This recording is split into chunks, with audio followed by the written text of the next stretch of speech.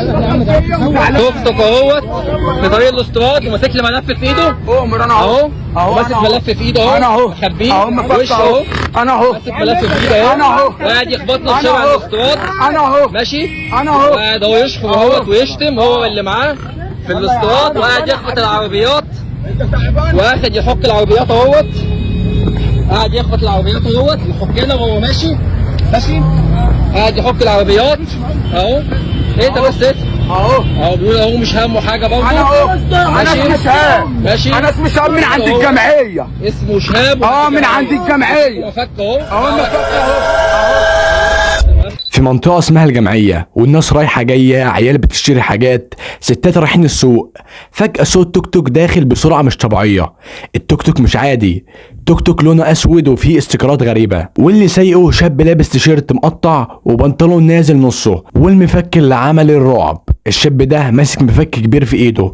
مش بس كده، نزل من التوك توك وبدأ يزعق بصوت عالي، والناس واقفة متجمدة، اللي ماسك ولاده واللي بيجري يخبي نفسه، ومعاك ناس بدأت تصور بالموبايلات، وده اللي خلى الفيديو يشتعل على الانترنت. بداية الانتشار على السوشيال ميديا، واحد كان مصور المشهد كله، الفيديو نزل على فيسبوك، بلطجي الجمعية ماسك مفك وعامل رعب، وخلال ساعات كل صحافات الاخبار عندها نفس الفيديو. الناس في الكومنتات يا جماعة فين الامن؟ ده بيفكرني بايام فيلم عبده موتة، مفك ولا مطوة ولا ايه ده اللي ماسكه في ايده؟ تاني يوم الدنيا مولعة على السوشيال ميديا.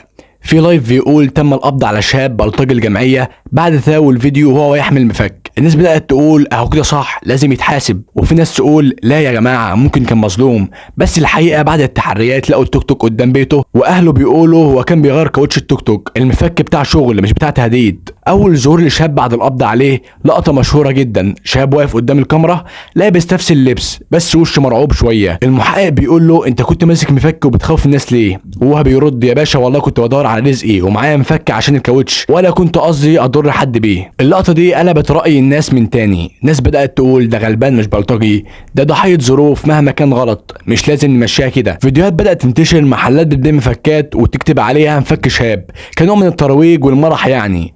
وهنا السؤال الحقيقي بدا يظهر، هل احنا بقينا نشهر بالناس على الفاضي ولا في حاجات فعلا لازم تقف عندها الحكومه؟ بعد ما الدنيا هديت الجمعيه رجعت زي الاول، التوك توك راكن في نص الشارع، واحد بيقول في حوار جانبي يا عم ده شاب ابن حتتنا عمره ما كان بلطجي. صحفيين بيروحوا البيت شهاب، الام قاعده قدام البيت، ابنه والله مظلوم وهو طيب وعمره ما اذى حد، الجيران كان بيزعق شويه بس مش بلطجي. لقطات قريبه من وش شهاب، وش شاب بسيط وشه فيه علامات خوف، مش وش حد مجرم. الولد البسيط ده اتحول من لحظه من شاب عادي لبلطجي ترند عشان فيديو اتنشر.